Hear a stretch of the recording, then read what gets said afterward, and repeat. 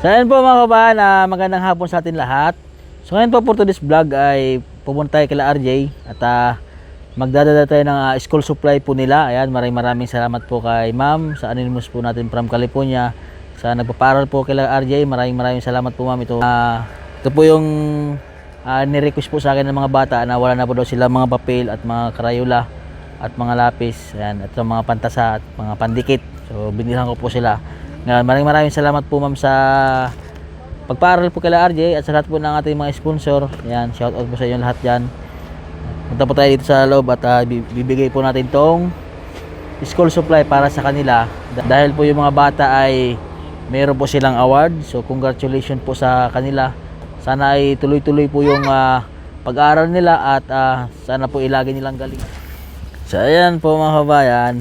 Ayan, ito na po yung bahay nila. Malapit na po tayo mag ribbon cutting po sa bahay nila. Pero pang samantala po ay dito ko muna po sila pinapatigil dahil wala po silang tirahan, dahil pinaalis po sila doon sa kanilang pinapatigilan dati. Kaya po talaga pong yung team ko po dito ay todo trabaho po sa bahay nila para makalipat po sila agad. Ayan. So, kunting kimbot na lang po at magre-ribbon cutting na tayo. So, dadalhin ko muna itong school supply nila. Tayo dito sa loob. Tao po! Ayan, dito sila. Ay, ba't nakakumot? Ha? Wala po. Ba't nagkumot kayo? Malamig. Ay, malamig. Oo. Pwede papasok ako? Ito po si Gerald. Kamusta naman, Gerald? Okay lang po. Pumasok ka ngayon? Pumasok ka? Opo. Kamusta naman ang maghapon mo? Okay lang po. Bawi sa school, ha? Opo. Oo. Si Clarice, kamusta naman? Okay lang po. Anong ginagawa ni Ate Clarice ngayon? Naglalaba po. Marami kang nilalabahan? Kaunti lang po. Ha? Kaunti. So, pagkagaling sa school, pag wala kang ginagawa, naglalaba ka? Ha? Opo. Pag nasaan si mama mo pala?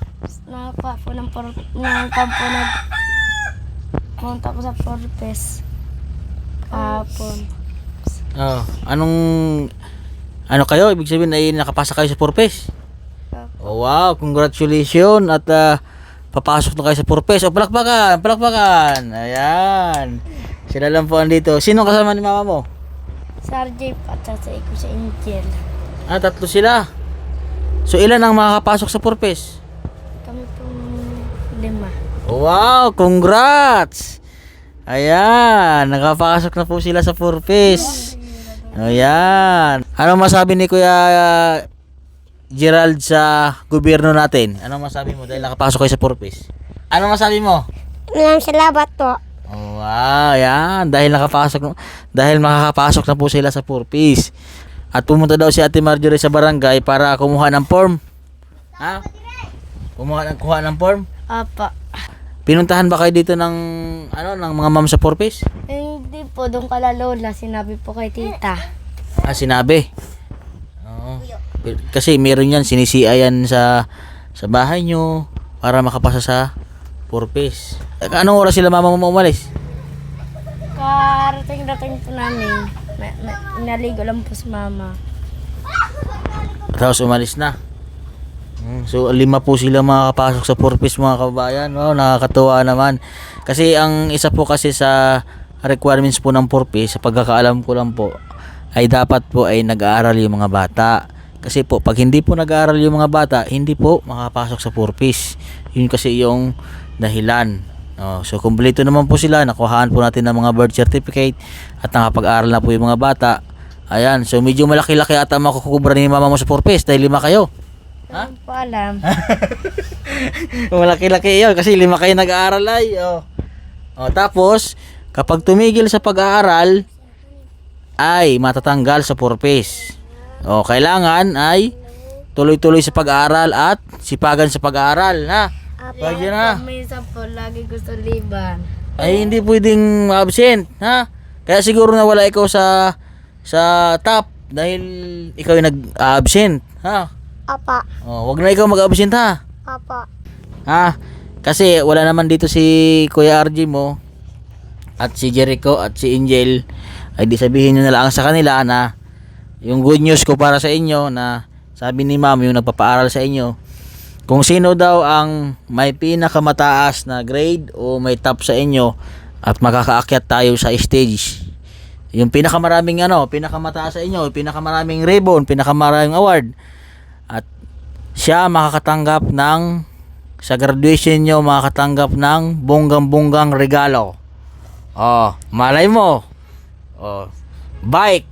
Oh, kaya cellphone. Oh, kung sino yung may pinakamataas na grade, sabi ni ma'am. Oh, siya makakatanggap ng premyo.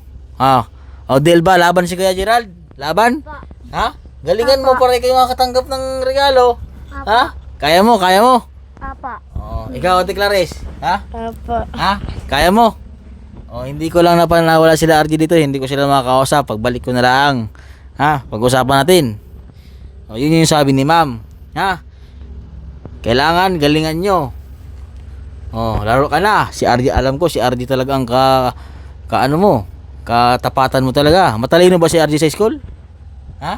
Dati po, nakadalawang star lang po sa RJ, yung taste. Oh, ikaw? Kailan po kami na RJ, si Jericho 3 star. Kailangan walang paborito sa akin. Kung sino pinakamataas, siya ang makakatanggap ng premyo, ha? Ayan, so nandito ako para ibigay sa inyo tong school supply. Oh, papel. Yan, papel. Hati-hatiin mo. Buksan mo, hati-hatiin mo sa inyo. Tapos, pag-iisa kayong Crayola. 5 kayo, no? Yan. So maraming salamat po kay ma'am sa inyong nagpaparal sa inyo sa Anonymous natin from California. Yan, 5 yan. Oh, kahit si ma'am po ay meron siyang karamdaman ay nagpapadala pa rin sa inyo ng tulong para makapag-aral kayo. Oh. Sabi ni ma'am ay ipagdarasal nyo rin si ma'am, ha. Oh. Kailangan ipagdasal nyo rin na lagi nyo ipagdasal sa Panginoon Diyos na sana po ang nagpaparal sa amin si ma'am ay nasa magandang kalusugan palagi at gumaling na ang kanyang sakit, ha. Kailangan idamay nyo sa pagdadasal nyo lagi si ma'am, ha. Apa. Pag nagdadasal kayo sa school ay ipagdasal niya rin si ma'am, para tuloy-tuloy at masuportahan tayo ni ma'am sa pag-aaral, ha. Oh. Ito, matagis. Ito ano mo kailangan nyo? Ito, pandikit. Kailangan nyo daw. Oh. Tag-isa kayo pandikit. O yan, tag-isa kayo dyan, ha. Ano bang kailangan nyo? Pantasa, may pantasa na kayo? Wala pa po. Wala nang pantasa? Pantasa, tag-isang pantasa ate. Pili, anong gusto mong kulay? Wow, kulay, Ganda. Bulaklak pa ata yan, Ganda, puso-puso. Apa. Ganda. Ito, Ate Clarice, saan ang nagpili mo, Ate Clarice? Pili ka dito. Ha? Okay na yan? Ayaw mo ng kulay pink? Ha? Ayan. Bigay mo yan sa kanila, ha? Apa. Ayan. Panlalaki. Panlalaki sa'yo? Apa. Ilagay na dito, Ate Clarice. Ayan. So, ayan po mga kababayan. At muli po, maraming salamat po sa ating Anonymous from California. So, ito na po mga nabilan na po natin sila ng mga school supply dahil wala na po daw silang gamit sa school. Anong masabi mo kay ma'am sa nagpaaral sa inyo, sa nagbili ng mga gamit? Maraming salamat po. Ikaw, Ate Clarice. Maraming salamat po. Sana po umigi.